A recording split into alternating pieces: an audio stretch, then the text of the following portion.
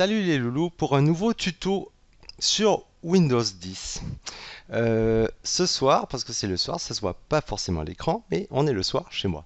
Je vais vous parler des mouchards de Windows 10, puisque c'est un sujet qui a été très décrié et propagé sur le net dès la sortie du nouvel OS de Microsoft. Alors par contre, je vais tenter de vous montrer comment mieux gérer ce système de confidentialité et éviter l'envoi de données tant décrié sous Windows 10, l'envoi de données majoritairement vers Microsoft, ses serveurs. Alors je vais dire mieux gérer parce que c'est quasiment impossible. Vous allez trouver pas mal de tutos dessus. Windows 10, spyware, voilà, tous les mots qui font peur. Je vais être fliqué. Qu'est-ce que Microsoft va savoir de moi?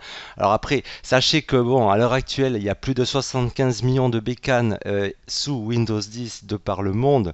Mais alors dans ce cas-là, pourquoi ne pas parler de Facebook et tous les réseaux sociaux? Facebook en est à plus d'un milliard d'utilisateurs, si ce n'est 1,5 milliard connectés en même temps. Donc je veux dire, avec les envois de données, pareil pour Google, le géant Google. Donc forcément, vous aurez des données perso qui vont filtrer à un moment donné quelque part. Alors, si vous voulez pas de ça, vous revenez sous Windows 7. Point barre.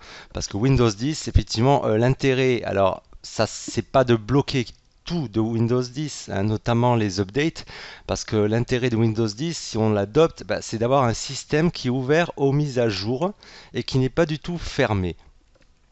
Voilà, il est considéré comme un service, comme j'en parlais dans une vidéo précédente, et non plus comme un OS indépendant. Alors si effectivement vous refusez l'idée qu'il y a des données qui peuvent s'échapper de chez vous vers des serveurs obscurs ou autres, dans ce cas-là, je vous dis passez sous Linux. Bon, maintenant que c'est réglé, je vais essayer de vous montrer parce que il y a une pléthore de réglages à faire qui est considérable. Je ne sais pas si j'y arriverai dans cette vidéo. En tout cas, je vais essayer de m'y efforcer, de vous montrer un petit peu les choses principales à éviter déjà pour minimiser ce data mining, cet envoi de données, cette télémétrie sous Windows 10. Bon, déjà oralement et non visuellement, je vous dirais, personnellement, je n'utilise pas du tout la biométrie disponible et offerte par Windows 10, c'est-à-dire que grâce à votre visage et votre webcam, vous allez pouvoir ouvrir une session vers votre bureau. Bon, ça moi j'utilise pas du tout. Après vous faites ce que vous voulez. Moi je m'en sers pas, c'est désactivé. J'ai même pas lancé de reconnaissance vocale, j'ai rien appris à mon ordi et il sait rien de ma voix. Voilà, ça passe que par le micro et nulle part ailleurs, en tout cas chez moi. Bon, ça c'est fait. Je vais vous parler donc du premier réglage qu'il faudrait voir sous Windows 10 une fois que vous l'avez installé. Vous allez aller au centre de notification. De là, vous allez à tous les paramètres et vous allez déjà vérifier une chose dans Compte. Au moment où vous avez installé Windows 10, il se peut, je dis bien il se peut, que vous l'ayez installé en utilisant votre compte Microsoft. Alors ça, je le déconseille, et ça vous le verrez un petit peu partout sur la toile.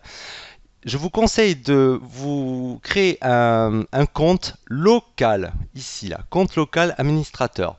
Si pour vous c'est trop tard, vous avez lancé l'upgrade de Windows 10 en ayant lié votre login avec votre compte Microsoft, vous pouvez faire marche arrière en revenant donc sur ce menu ici. Et dans ce cas-là, au lieu de se connecter avec un compte Microsoft qui apparaîtra pour vous, vous pourrez avoir l'option se connecter plutôt avec un compte local. Pour passer ça en local, donc vous aurez un login de votre choix, un mot de passe, etc. Mais il n'y aura plus votre compte lié Microsoft avec votre session d'ordinateur. Voilà, donc ça c'est un point, un deuxième point. Ensuite, vous allez revenir, une fois que ceci sera fait, vous allez à confidentialité. Alors, moi, j'ai déjà des cases optionnelles déjà cochées. Je vais vous montrer un petit peu. À vous de faire le tour ou pas de ce qui vous intéresse de garder ou pas. Donc, dans la confidentialité, moi, par exemple, laisser les applications utiliser mon identifiant. Allez, on s'en fout. Je désactive. Activez le filtre Smart Screen pour vérifier le contenu web. Ça, vous pouvez désactiver. Moi, je l'ai laissé activer. Ça m'arrive d'utiliser de temps en temps des applications du Windows Store ou d'aller voir ce qui se passe. Bon, bref. Envoyer à Microsoft, ça j'avais désactivé, des informations sur mon écriture. Hein, ça va servir à l'assistant Cortana, l'équivalent donc sous Windows de Siri pour Apple, chez Apple. Permettre au site web d'accéder à ma liste de langues, ça j'ai désactivé. Alors il y a ça aussi, gérer mes informations de personnalisation, vous cliquez dessus, je ne vais pas le faire, ça va vous amener sur une page. Moi ça risque pas d'y aller, j'ai tout désactivé, donc la page même elle est bloquée, on peut même pas aller sur la page. Emplacement. J'ai désactivé l'emplacement pour la localisation. Hein. Voilà, localisation de l'ordinateur, de ce PC. En tout cas de ce périphérique, donc désactivé. Ici, hein, vous modifiez, moi je ne vais pas le faire, c'est déjà fait. Services sont activés, emplacement désactivé. Voilà. Là, vous pouvez effacer l'historique des emplacements. Bon, ça, de temps en temps, vous le faites pour faire un peu le ménage. Voilà. Tout le reste, vous le voyez, j'ai quasiment tout désactivé. La caméra désactivée, les cartes Windows désactivées. Alors, c'est quoi les cartes Windows? C'est une application du store qui est installée d'office sur Windows 10, dont vous avez accès dans le menu. Alors là, évidemment, il faut aller chercher par ordre alphabétique. J'ai repris le menu classique Windows 10 pour vous montrer, voilà les cartes, à quoi ça sert. Voilà les cartes. Hein. Donc c'est des cartes un petit peu comme le truc Michelin, ce que vous voulez.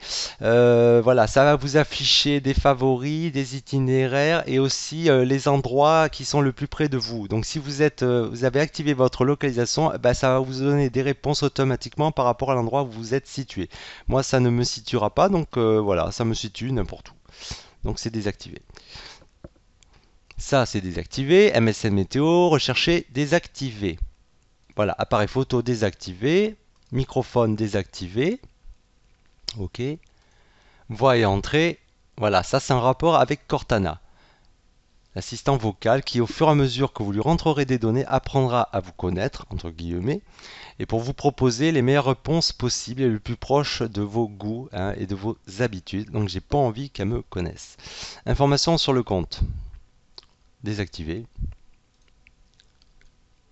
Contact, bon ça vous voyez, hein, vous avez qu'à lire un petit peu, etc. etc.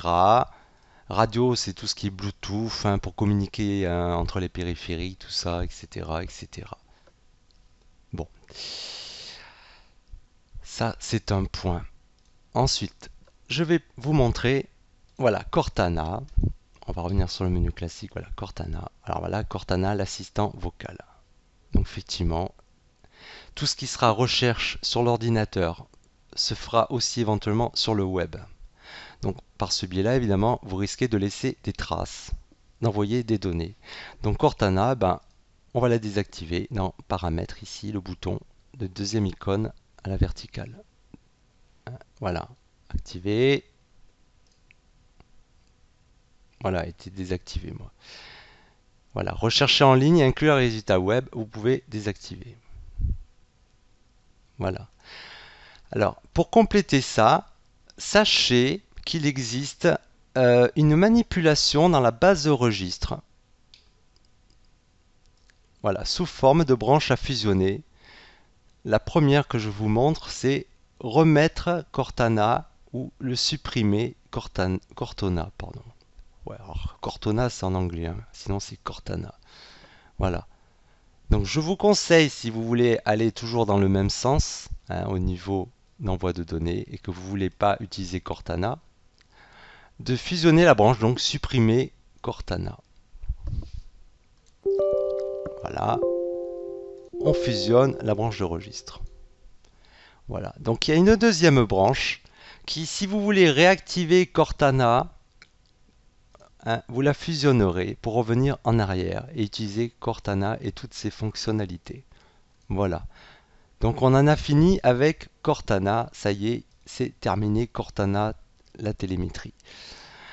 Alors, un autre point, ça va être, je vais vous parler d'un logiciel spécifique pour un petit peu automatiser d'une manière plus simple tous ces envois de données. C'est un logiciel qui s'appelle W10, Windows 10 Privacy. Alors, je vous donnerai l'adresse dans le lien. c'est un freeware. Il fait partie des outils qui ont fleuri sur le net afin d'essayer de protéger les consommateurs que nous sommes de tous ces envois de données. Hein, bon, on ne va pas sombrer non plus dans la paranoïa. Donc le lien est ici, download. Ouais, je ne vais pas le refaire puisque je l'ai. Alors, de quoi s'agit-il? Windows 10 Privacy Exe. Je vous conseille de lancer l'exécutable une fois vous l'avez téléchargé et copié, parce qu'en fait, il n'a pas d'installation, il se décompresse et il vous colle un répertoire avec les fichiers dedans, dont cet exécutable. Je vous conseille de l'exécuter en mode administrateur, pour être sûr qu'il y aura des opérations qui requièrent ce mode et vous n'aurez pas besoin de le fermer pour recommencer à le lancer en mode administrateur. Donc voilà, je vais vous passer assez rapidement. Il a plusieurs onglets avec des cases à activer ou désactiver. Alors malheureusement, il n'est pas localisé en français, il n'est pas traduit en français. Donc là, c'est toute la première page avec le premier onglet de confidentialité et tout ce qu'il va falloir ou pas désactiver. Donc malheureusement, c'est en anglais ici. Hein, ne pas laisser les applications utiliser des publicités, là, hein, etc., etc. J'ai coché, voilà. Ça, disable, voilà, empêcher d'envoyer des informations sur ma manière d'écrire. J'ai coché, voilà, disable. Voilà. Donc effectivement, pour plus de renseignements, je dirais, c'est surtout la dernière case que je vous conseille de cocher. Block Microsoft Server to which telemetry data will be sent. Donc, bloquer les serveurs de Microsoft vers lesquels les données de télémétrie seront envoyées. Vous le cochez. Alors, là, ne pas laisser les applications utiliser ma webcam, ne pas utiliser les applications utiliser mon microphone, voilà, empêcher la reconnaissance vocale, etc., etc. Ça, vous cochez. Voilà. Je veux dire, il n'y a pas péril en la demeure si vous vous plantez en cochant quelque chose parmi les cases proposées. Hein. Franchement, voilà, vous pourrez toujours utiliser votre ordinateur, je vous rassure, ça ne va pas le foutre en l'air. Donc après, vous appliquez les changements ici. La fenêtre se refermera et je vais vous montrer. OK. Et elle se rouvrira pour vous montrer que les cases cochées sont bien prises en compte. Alors, je vais insister sur cette dernière ligne du premier onglet, bloquer les serveurs de Microsoft, qui est importante, parce que qu'est-ce qui va se passer grâce à ce logiciel? Il va se passer que ça va modifier d'une manière très simple un fichier système que certains d'entre vous peut-être connaissent et qui est situé dans le chemin C Windows System 32, driver, etc. Ça s'appelle le fichier host. Alors ce fichier host, il sert à bloquer des adresses pour éviter la communication entre les périphériques distants, dont dépendra les adresses IP notées dedans, et votre bécane.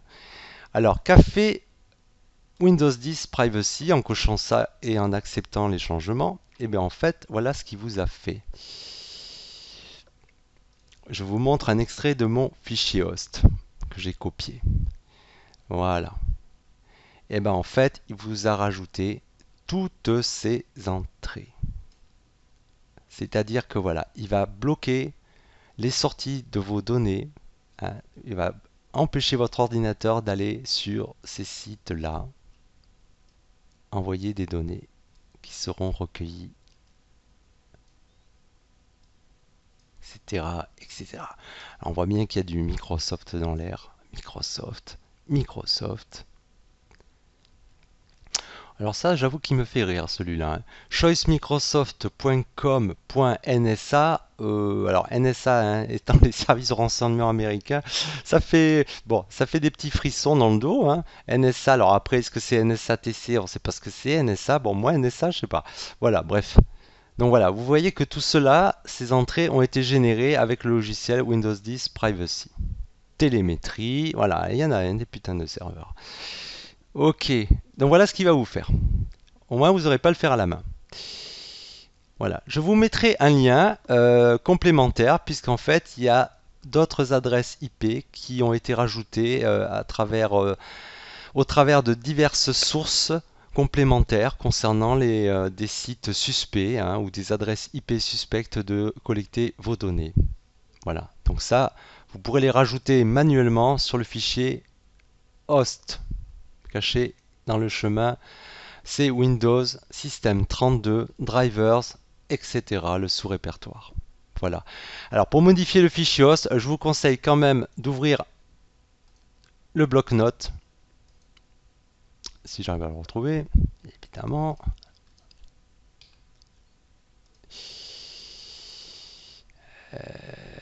Attendez, où c'est qu'il est? Le bloc-notes, le bloc-notes, le bloc-notes.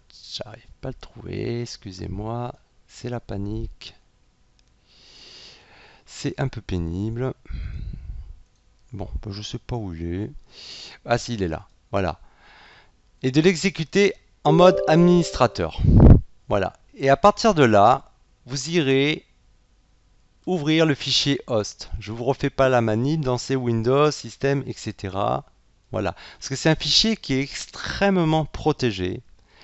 Et l'ouvrir comme ça, en utilisant bloc-notes sans être en mode administrateur, ça va être difficile de l'éditer, hein. Vérifiez qu'il n'est pas coché en mode lecture uniquement.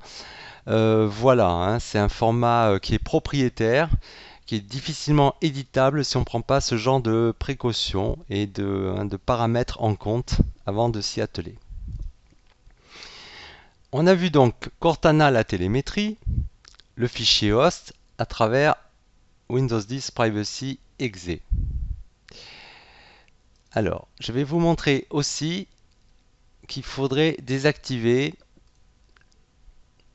on ne le voit pas sur mon ordinateur, dans la colonne de navigation, c'est un raccourci que Windows 10 vous met par défaut à l'installation vers le clouding de Microsoft. Il vous offre un espace de stockage de 15 Go qui s'appelle OneDrive et dont vous voyez sûrement, si vous n'avez pas fait de manip, l'icône encore sur votre ordinateur dans l'explorateur.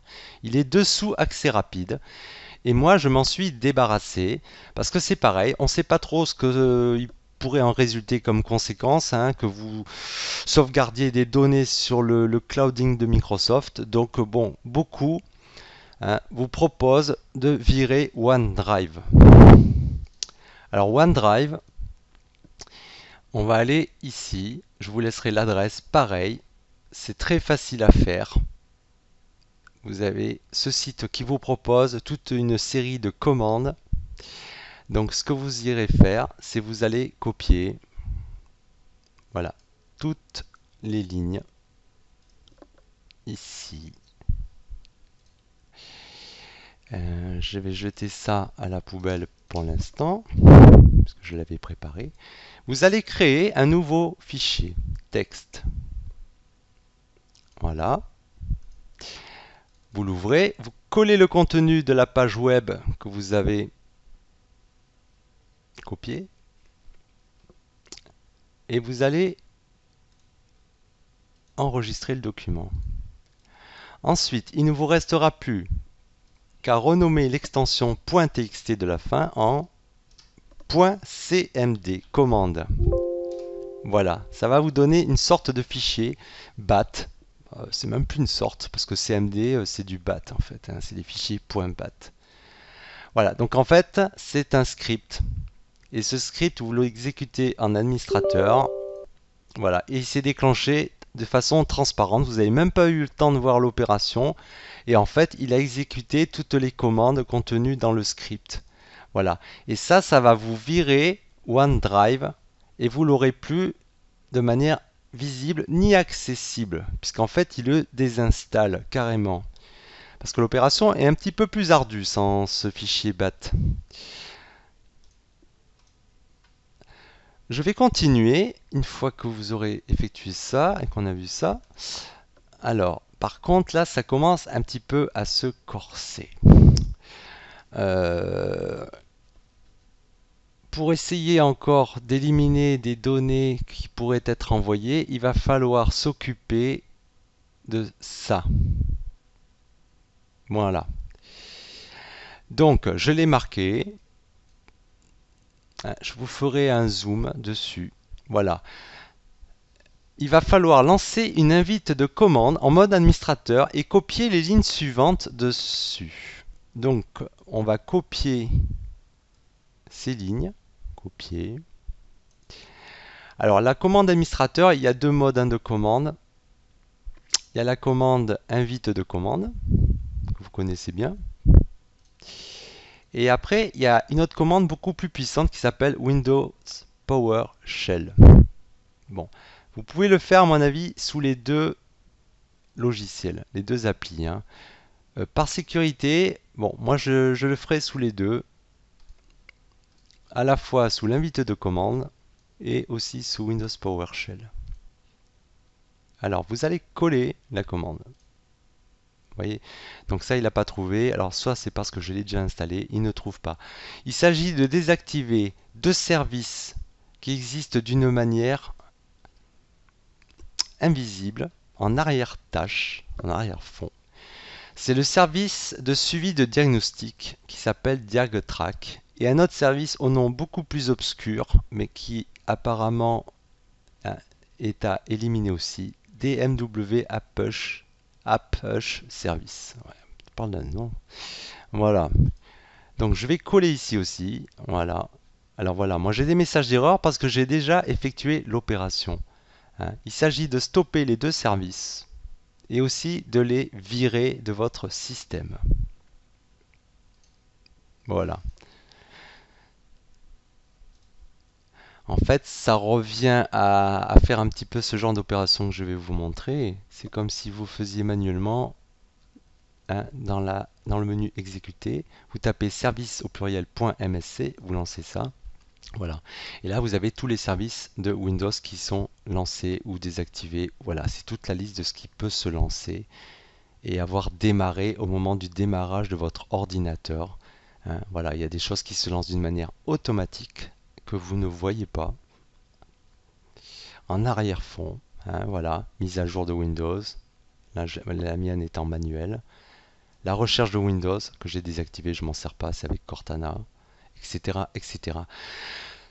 Encore une chose sur ça, soyez très très prudent quand vous désactivez ou arrêtez des services sans vous être informé avant sur ce dont il s'agit. Je ne serai pas tenu responsable des bugs qu'il pourrait y avoir sur votre bécane. LOL. Voilà, donc à manipuler avec précaution. Maintenant, je vais m'attacher à un des derniers points et non pas un des moindres, puisqu'on va aller fouiner dans le panneau de configuration que j'ai affiché en mode grandes icônes. Si le vôtre est affiché en catégorie, vous n'aurez pas le chemin pour aller à l'outil dont je veux vous parler. Donc vous allez l'afficher, le panneau de configuration en grandes icônes, et vous allez lancer l'outil d'administration. Et notamment dans l'outil d'administration, il faut que vous recherchiez le planificateur de tâches. Et oui, c'est le bazar. Il y en a partout. Je vous avais dit que ça ne serait pas une mince affaire, toute cette télémétrie, ce data mining sous Windows 10. Alors, vous allez, une fois le planificateur de tâches ouvert à sa fenêtre, déplier le menu et dans Microsoft, le répertoire, vous allez ouvrir Microsoft. On va l'ouvrir en grand. Il va y avoir plusieurs dossiers à s'occuper. Et je vais essayer de vous montrer tout. Alors, vous allez aller à Application Expérience. Et vous allez voir qu'il y a des branches ici. Microsoft Compatibility Appraiser, Programme Data Updater, Startup App Task. Voilà, tout ça appartenant à Microsoft. Alors, si vous voyez un petit peu le détail qui s'affiche ici, on retrouve bien quand même ce genre de petite phrase. Collecte des informations télémétriques si vous vous êtes abonné au programme d'amélioration de l'expérience utilisateur Microsoft. Bon, et bien écoutez, ce que vous allez faire, vous supprimez. Eh bien oui, celle-là aussi. Et vous supprimez ça aussi. ça, oui, vous pouvez le supprimer. Voilà, il n'y a plus rien. Parce que ce qu'il faut savoir, c'est que le planificateur de tâches, il est configuré d'une manière telle qu'il va déclencher des tâches pareilles en arrière-fond à votre insu. Donc, on va continuer un petit peu à fouiner. Une fois que vous avez fait application expérience, vous allez vous occuper de AutoCheck. Là, proxy. Et là, on voit bien qu'il s'est exécuté alors que je n'ai rien demandé du tout et pourtant il avait un statut désactivé. Et pourtant, il s'est bien effectué le 14 septembre. Alors voilà, l'opération a réussi, c'est magnifique à mon insu. Et on est bien le 14 septembre. Donc ça, vous allez le supprimer. Ensuite, vous allez aller à un troisième sous-répertoire. Il faut que j'arrive à retrouver de mémoire le nom.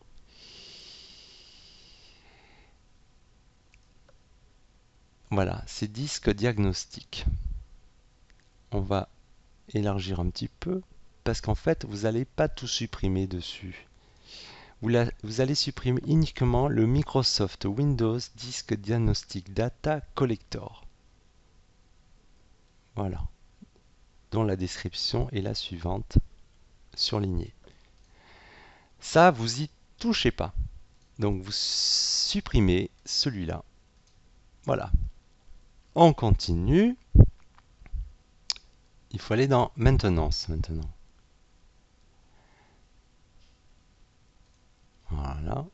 Mesure les performances et capacités d'un système. Alors, on n'en a rien à faire, n'est-ce pas? Eh bien, on va le supprimer. Et on va continuer. Je crois qu'on n'est pas loin de la fin. Voilà, le dernier sur répertoire est Media Center. Alors là, je peux vous dire que c'est le foutoir complet. Là, il n'y a pas 2-3 lignes là-dedans. Alors, vous allez cliquer sur statut pour les classer en fonction de leur statut, prêt ou désactivé. Alors, par contre, ça, il ne faut pas les supprimer. Il ne faut pas vous planter. Par contre, dans le statut, vous allez juste prendre tout ce qui est prêt en statut et vous allez le désactiver. Tous. Voilà, tout est désactivé dans Media Center. C'est ainsi que s'achèvent ces opérations de maintenance, entre guillemets, dans le planificateur de tâches. Voilà les amis, en gros, comment on nettoie un peu plus les spyware, comme les appellent certains, de Windows 10.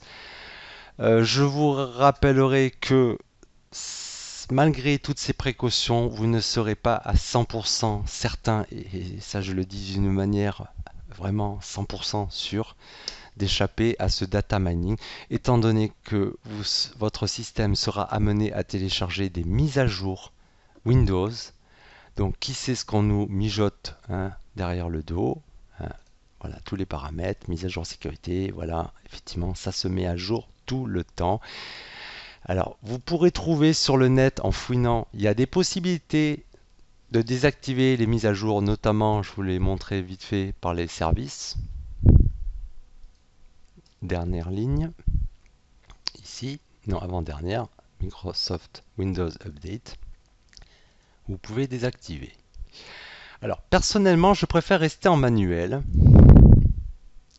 parce que sachez qu'il est quasiment impossible de désactiver les mises à jour qui se mettront sur votre bécane sous Windows 10 avec les versions Home, c'est-à-dire familiale, et les versions professionnelles. Seule la version destinée aux entreprises, Windows 10 Enterprise ou Entreprise, aura la possibilité de bloquer totalement les mises à jour si les utilisateurs ne les veulent pas. Voilà. Après, je vous dis, les mises à jour, ça va vous corriger des bugs, ça va vous améliorer le système, les performances, ça va aussi vous mettre à jour l'utilitaire Windows Defender, l'antivirus de base livré avec Windows 10 dans mise à jour et sécurité. Windows Defender, voilà, il est activé en temps réel. Voilà, par contre, je vous conseille, pour revenir à la confidentialité, désactiver l'envoi d'un échantillon pour aider à améliorer Windows Defender. On s'en fout. Voilà. toute façon, il n'y a pas un antiviral exceptionnel et infaillible. Voilà. Dans un autre tuto, je vous montrerai, si j'ai le temps et si j'y pense, lol, comment faire une image système. Comme ça, au moins, si vous êtes vérolé de partout, ben, au moins, vous restaurerez une image système et on n'en parle plus, quel que soit l'antivirus, le pare-feu, voilà. S'il y a des failles, il n'y a que cette méthode pour vous restaurer un système parfaitement intègre, hein, et dépouillé de troyens, de vérole et compagnie et compagnie. Une image système que vous avez mis de côté. Voilà.